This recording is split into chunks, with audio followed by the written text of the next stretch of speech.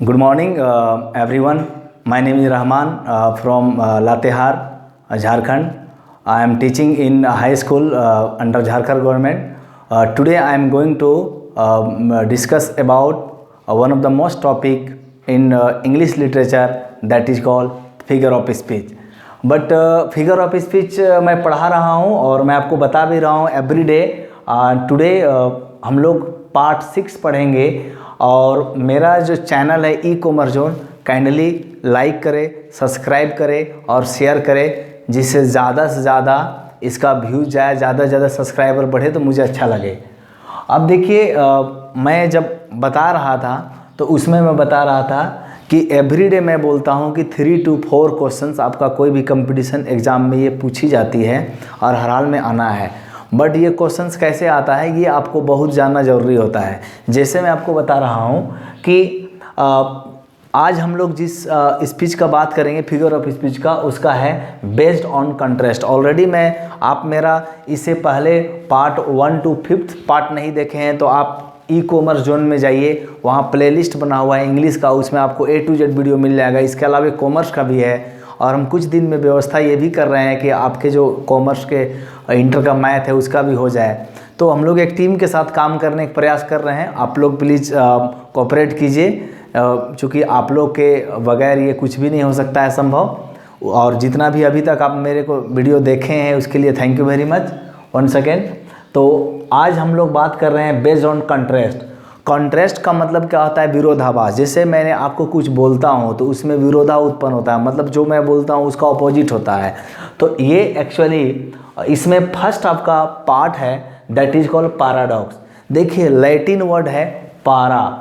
मैं आपको कभी और एक नेक्स्ट वीडियो बनाऊंगा जिसमें मैं आपको बताऊंगा कि कैसे रूट वर्ड से, लैटिन वर्ड से, ग्रीक वर्ड से बहुत सारे वर्ड ड्राइव किए जाते हैं. बहुत सारे ऐसे वर्ड हैं, बहुत ईजी मेथड में बता दूंगा जिससे आपका 100% कॉन्सेप्ट क्लियर हो जाएगा. वर्ड मीनिंग याद कर, क्योंकि आप कभी भी वर्ड मीनिंग को याद मत कीजिए. उसका एक कॉन्सेप्ट होता है, उसका एक प्रकार का साइंस होता है. उसके आधार पर आप जाएंगे तो बहुत अच्छा सा आपका वर्ड मीनिंग याद हो जाएगा.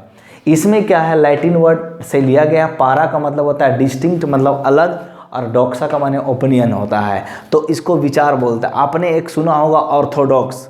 ऑर्थो का माने होता है सीधा, स्ट्रेट, और डॉक्सा का माने क्या होता है? विचार. जो सीधा सीधा विचार रखता है उसी को बोलते हैं ऑर्थोडॉक्स. ऑर्थोडॉक्स का माने रूढ़िवादी, उसको सुपरस्टिशियस भी बोलते हैं, और उसको कन्वेंशनल माइंड सेटअप भी बोलते हैं, माने विचार जो है रूढ़िवादी हो. तो उसी तरह से पारा का माने डिस्टिंक्ट होगा, डॉक्सा माने ओपिनियन. तो पहला आपका आज हम फिगर ऑफ स्पीच पढ़ाने जा रहे हैं, उसका नाम है पैराडॉक्स, माने विरोधाभास अलंकार. इसका मैं डिफिनीशन यहाँ पर लिख दिया हूँ, आप भी इसको स्क्रीनशॉट ले करके आप इसको लिख लेंगे. A statement that appears to be definition absurd और self contradictory but it is actually valid और ट्रू. इसका मतलब हुआ कि कोई स्टेटमेंट आप जब देते हैं तो वो सेल्फ कंट्राडिक्ट करता है, मतलब स्वयं में वो कंट्राडिक्ट करता है, तभी हम उसको पैराडॉक्स बोलेंगे. आपके पास एग्जाम्पल में दिया रहेगा, पोएम में, प्रोज, पोएट्री, जो भी सेक्शन में दिया रहेगा एग्जाम में, तो आपको उसमें कॉन्सेप्ट दिमाग लगा करके ये देखना है कि यह जो है एग्जाम्पल आपका पैराडॉक्स में होगा कि नहीं, क्योंकि वो स्टेटमेंट जो दिया रहेगा वो खुद सेल्फ कंट्राडिक्ट करेगा, तभी पैराडॉक्स होगा. कहने का मतलब ये हुआ, जैसे मैंने आपको एग्जाम्पल दिया है, child is the father of man. It is written by William Wordsworth. आपने विलियम वर्ड्सवर्थ का एक पोएम पढ़ा होगा, द रेनबो. उसी का एक लाइन मैंने यहाँ लिया है, the child is the father of man. William Wordsworth का आप एक पोएम पढ़ेंगे, जो ब्रिटिश पोएट, रोमांटिक पोएट, ज़बरदस्त पोएट थे. उनका बहुत ही नाम दुनिया में है. उनका पोएम हर जगह पढ़ी जाती है, कंपटीशन में भी आता है. तो ये बहुत बड़ा विलियम वर्ड्सवर्थ रोमांटिक पोएट थे, फादर भी बोले जाते हैं रोमांटिक के. और child is the father of man का मतलब कंट्राडिक्ट कहाँ है, यहाँ कैसे? देखिए, चाइल्ड जो है कभी जो है फादर को जन्म नहीं दे सकता, ये आप भी जानते हैं, ये मैं भी जानता हूँ. लेकिन यहाँ एक स्टेटमेंट है, इसमें बता रहा है कि बच्चे जो होते हैं नॉलेज के मामले में, क्वेश्चन पूछने के मामले में, जानने के मामले में पापा से कहीं ज़्यादा होते हैं. उस सेंस में यहाँ पर ये लिखा गया है. Now come to the second example. India is a land of paradoxes. Joan Robinson ने कहा है कि इंडिया एक पैराडॉक्सियल कंट्री है। कैसे, मैं आपको बता रहा हूँ। भारत में आप जानते होंगे मुकेश अंबानी जो एशिया के सबसे रिचेस्ट आदमी थे, अभी फिलहाल उनका रैंकिंग गिरा है। और मतलब ये हुआ कि भारत में सबसे ज़्यादा करोड़पति अरबपति है पूरे दुनिया में। उसके दूसरा तरफ देखेंगे सॉरी, तो भारत में सबसे ज़्यादा गरीबी है। आप एक मुंबई का एरिया है धारावी, जानते होंगे, अभी वहाँ कोविड-19 फैला हुआ है। तो धारावी जो है एशिया का नहीं पूरे दुनिया का सबसे मतलब बड़ा स्लम है। तो मेरा ये कहना है कि वहाँ 40 से 50% मुंबई का जो जनसंख्या वहाँ रहते हैं मैंने गरीबी रेखा के नीचे रहते हैं। तो यहाँ हुआ कि एक पैराडॉक्सियल कंट्री है। देखिए, एक तरफ है मुकेश अंबानी और दूसरी तरफ है टाटा, दूसरी तरफ तीसरी तरफ दूसरी तरफ क्या है, बहुत गरीब लोग हैं। मतलब एक तरफ अमीरी है, दूसरी तरफ बहुत ज़्यादा गरीबी है, बीच में बहुत बड़ा खाई है, इसलिए इसको बोला पैराडॉक्सियल कंट्री। नाउ नेक्स्ट में, change is the only constant in life. कहने का मतलब है बदलाव एकदम हर हाल में ज़रूरी है, लेकिन बदलाव का यहाँ पर कॉन्ट्रास्ट कौन कर रहा है, चेंज और कांस्टेंट। देखिए, अब जब चेंज हो जाएगा तो कांस्टेंट कैसे होगा, चेंज होगा तो कन्फर्म है कि बदलाव होगा। तो इसी में ये हेरोडोटस कहते हैं कि change is the only constant in life, हर हाल में बदलना चाहिए, हर चीज़ बदलाव होता है। लेकिन यहाँ ये कॉन्ट्रैक्ट कर, इस सेंटेंस ये कॉन्ट्रैक्ट खुद कर रहा है। नाउ नेक्स्ट एग्जांपल, मैंने एग्जांपल रेड पेन से जितना भी मैंने लिखा है एग्जांपल लिखा है, आप इसको स्क्रीनशॉट लेके आराम से इसको 2-3 बार वीडियो को देखिएगा, समझिएगा, क्योंकि इस तरह के जो चीज़ें हैं मैं आपको फ्री ऑफ कॉस्ट पढ़ा रहा हूँ। आप इसमें देख सकते हैं मैं इसका कोई पैसा नहीं ले रहा हूँ। तो ये आपका हुआ कि she loves being in the public eye but also deeply values and protects her privacy. देखिए, कहने का मतलब हुआ कि ये पब्लिक आई में वो जाना पसंद करती है, एक सेंटेंस में हुआ, और वो जो है प्राइवेसी को भी मेंटेन करती है। तो ये दोनों वर्ड जो है आपस में कंट्राडिक्ट कर रहे हैं, कंट्राडिक्ट माने आपस में विरोधाभास कर रहे हैं, इसलिए इसको मैं पैराडॉक्स में रखा हूं। नेक्स्ट आपका है बेस्ड ऑन कंट्रास्ट। कंट्रास्ट माने विरोधाभास में जो अपोजिट में, इसको देख सकते हैं आप। नेक्स्ट फिगर ऑफ स्पीच है दैट इज कॉल्ड आयरनी, और ये बहुत ही इंपॉर्टेंट फिगर ऑफ स्पीच है। आयरनी पैराडॉक्स है, बहुत ही इंपॉर्टेंट फिगर ऑफ स्पीच है। आयरनी व्यंग या कटाक्ष, इसका डिफिनीशन क्या है, we say just the opposite of what we mean.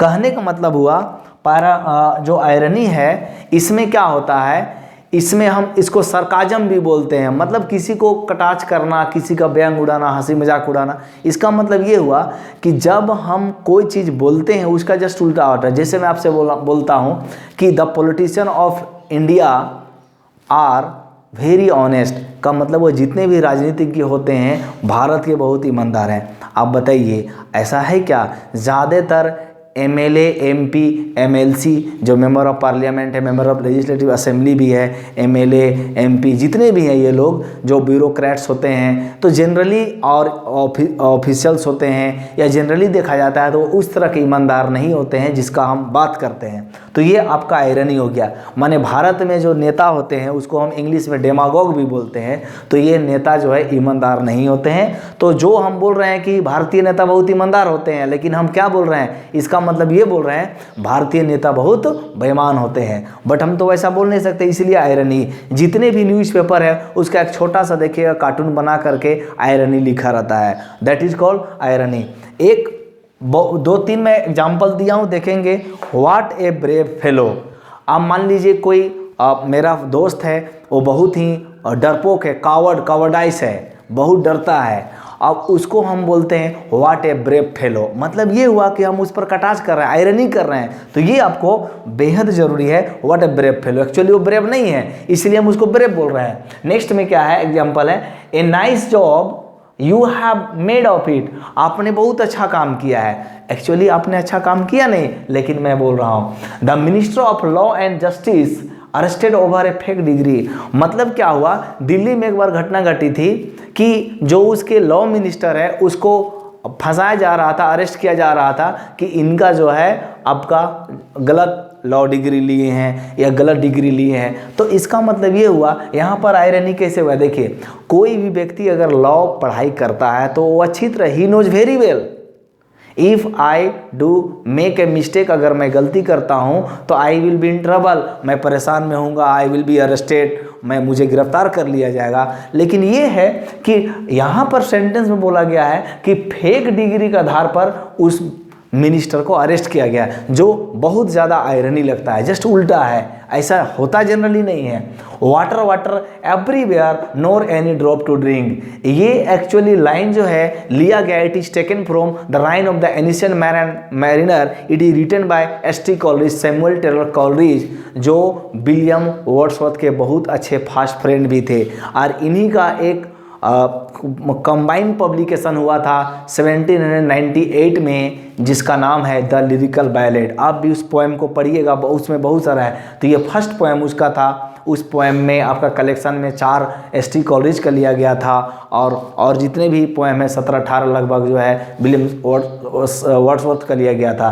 तो ये कंबाइंड कलेक्शन था द राइम ऑफ एनिशियन। इसमें उसमें बहुत सारे लाइन है, उसमें ये मेरा फेवरेट लाइन है, वाटर वाटर एवरीवेयर, मतलब पानी हर जगह है, पानी हर जगह है, लेकिन पानी पीने के लिए नहीं है। ये मतलब आयरनी हुआ। आयरनी क्यों हुआ? क्योंकि आप तो बोल रहे हैं पानी हर जगह है, लेकिन एक्चुअली जो हम बोल रहे हैं उसका उल्टा है, पानी पीने के लिए है नहीं है। तो इसीलिए बोल रहा है कि एस.टी. कॉलरिज को द्वारा लिखा गया है। नेक्स्ट में फिगर ऑफ स्पीच है, माय डियर लर्नर्स, कृपया करके इस पर ध्यान देंगे। Based on choice order for emphasis, मतलब चॉइस का मतलब क्या होता है? हम इच्छा करते हैं और उसको एम्फेसिस मतलब बहुत ज़्यादा जोर देते हैं, जोरदार बनाते हैं।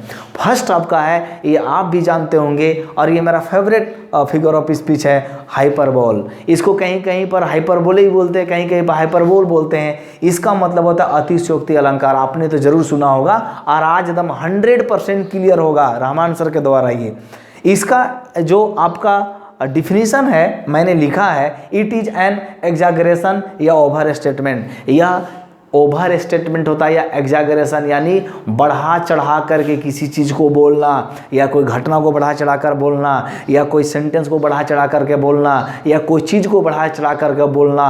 जो भी चीज़ है वास्तविक से वो परे है, उसको हम बढ़ा चढ़ा करके बोलते हैं। That is called figure of speech called hyperbole.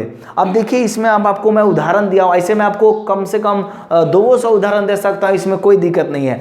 आप मान लीजिए कहीं भी बोलते होंगे, आपको मैं 50,000 बार बुलाया हूँ, आप क्यों नहीं आए? आपको मैं 1,00,000 बार बोला था, आप क्यों नहीं आए? अरे आपको तो मैं एक 1,000 बार मैसेज किया था, क्यों नहीं आए? लेकिन ऐसा एक्चुअली होता नहीं, लिटरली ये नहीं होता है। मेटाफिजिकली हम बोलते हैं, बट लिटरली ये नहीं होता है। इसलिए यहाँ पर फर्स्ट एग्जांपल आपको मैं दिया हूँ, रेड पेन वाले एग्जांपल है। प्लीज़ जगह नहीं रहने कारण थोड़ा सा मैं इधर करके लिखा हूँ, आई ऑफर्ड यू 1,000 थैंक्स। मैंने आपको 1000 थैंक्स कहा। जैसे मान लीजिए somebody has given you a gift, आपको कोई व्यक्ति ने गिफ्ट दिया है, आप उसको बोलते हैं थैंक यू। लेकिन आपने मैसेज लिख के क्या बोला कि मैं आपको 1000 बार थैंक यू बोलता हूँ। जनरली ऐसा होता नहीं है, कोई व्यक्ति आज के डेट में 4-5 बार होता है तो एक्स्ट्रा हो जाता है, बट इसमें 1000 बार तो कर ही नहीं सकता है, 1000 बार करता नहीं है। नेक्स्ट एग्जाम्पल है, I would rather prefer 100 ads. मैं उस जगह जाने के बजाय या वहाँ उस चीज़ को खाने के बजाय या उनसे मिलने के बजाय मैं 1000 बार मरना पसंद करूँगा। You know very well, real death जो होता है एक बार होता है, कभी 1000 बार नहीं होता है। लेकिन यहाँ पर मैं बढ़ा चढ़ा के बोला हूँ। नेक्स्ट अब आपका एग्जाम्पल है, he was in A C trouble. वह बहुत बड़ा प्रॉब्लम में था। सी ट्रबल का माने बहुत बड़ा प्रॉब्लम में था, मतलब आगे मौत पीछे खाई जिसको बोलते हैं, इस तरह से मतलब बहुत बड़ा प्रॉब्लम में था, लेकिन ऐसा होता नहीं है। ठीक है, नेक्स्ट एग्जांपल है, I am dealing with a million issues this day. मतलब कोई बिजनेस है, बिजनेसमैन है, वो बोल रहा है कि मैं आजकल कम से कम 1 मिलियन में 10 लाख बिजनेस को मैं हैंडल कर रहा हूँ। You know very well my dear learners, एक व्यक्ति एक दिन में क्या 10 लाख मामले को डील कर सकता है? It is just beyond imagination. ये इमेजिनेशन के बियॉन्ड है और ये कभी सही हो ही नहीं सकता है कि बीइंग ह्यूमन बीइंग मैं भी काम करता हूँ 24 घंटा, तो 24 घंटा मैं 10 लाख प्रॉब्लम को सॉल्व नहीं कर सकता हूँ। You know very well. तो ये है आपका, मैं उसी स्टेटमेंट को मैं बढ़ा चढ़ा के बोल रहा हूँ, इसको हम ओवर स्टेटमेंट बोलते हैं। नेक्स्ट एग्जाम्पल है, I haven't met you for ages, मैं आपसे सदियों से नहीं मिला, 200 साल, 300 साल, 20 मैंने 200 साल, 100 साल, 400 साल, इस तरह का मैं कभी नहीं मिला, ऐसा हो नहीं सकता है। अरे मैं आपसे नहीं मिला हूँ 2-4 महीना, 10 साल, 20 साल हो सकता है, बट ऐसा नहीं हो सकता है कि 100 साल से नहीं मिला, मैं आपसे 200 साल से नहीं मिला। तो ये सब बढ़ा चढ़ा के बोलना होता है। आपका क्वेश्चंस कैसे पूछेगा, इस तरह से आपका उदाहरण दिया रहेगा। मान लीजिए आई ऑफर्ड यू 1000 थैंक्स, इस तरह से आपका स्टेटमेंट दिया रहेगा और बोलेगा ये कौन सा फिगर इस बीच में है, तो आपको बता देना है कि हाइपरबोले है। ये सेंटेंस के मूड से पता चलेगा ये कौन सा फिगर ऑफ स्पीच में आता है, ये आपको जज करना है। इसीलिए आप मेरे वीडियो को बार बार देखें और इसको बढ़िया से देखने के बाद अगर कोई क्वेश्चन है, क्वेरी है, तो आप कमेंट में बॉक्स में आप जाइए और वहाँ लिखिए कि सर इसको समझ में नहीं आया, या और उदाहरण दीजिए, या आप लोग किस टॉपिक पर वीडियो बनवाना चाहते हैं उसको भी आप लिखेंगे तो मैं आपके लिए बनाऊंगा। नेक्स्ट एग्जांपल है, if I hear any more music I will go deaf. इसका मतलब क्या हुआ, यदि मैं और कोई भी थोड़ा सा म्यूजिक और सुन लूँ तो मैं मर जाऊँगा। माय डियर लर्नर्स, ऐसा होता है कभी कि थोड़ा बहुत कोई म्यूजिक सुन लिया तो क्या म्यूजिक सुन करके कोई मर जाएगा? ऐसा नहीं हो सकता है। कोई आदमी म्यूजिक थोड़ा बहुत सुन करके आधा घंटा सुन लिया तो अगर 5 मिनट और सुन लिया तो कोई मर नहीं सकता है। तो एक प्रकार का ये ओवर स्टेटमेंट है। ओवर स्टेटमेंट का मतलब क्या हुआ, ये हम हद से ज़्यादा उसको बना के बोल रहे हैं। इस तरह से आज हम देखे हैं माय डियर स्टूडेंट्स और लर्नर पार्ट 6। नेक्स्ट पार्ट हम इसका 2-3 और पार्ट बनाएंगे और 2-3 पार्ट बनाने के बाद क्या है कि आपको हर हाल में प्ले लिस्ट में जा करके जो है आप ई कॉमर्स जोन का प्ले लिस्ट में जाइए और A to Z आपका इंग्लिश का मैं वीडियो अपलोड कर रहा हूं। और आपको जो भी प्रॉब्लम है आप प्लीज़ जिस टॉपिक पर बनवाना चाहते हैं वीडियो आप बोलिए। मैं 15 से 10 साल का अनुभव रखा हूं इंग्लिश में, मीडियम में भी मैं इंग्लिश CBSE में पढ़ाया हूं, जेटेड, UP TET, Bihar TET, M Ed, B Ed, और अभी तो मैं झारखंड गवर्नमेंट के अंडर में काम कर रहा हूँ। आई हैव सेलेक्टेड, ठीक है, हाई स्कूल में मेरा सिलेक्शन हुआ है। तो मैं यही चाहता हूँ कि आप लोग लॉकडाउन का सही इस्तेमाल करें। और एक बात याद रखिए, जीवन में कभी भी एक स्टूडेंट का सबसे बड़ा काम होता है वो ध्यान से पढ़े और उसी से उसका सेवा होगा।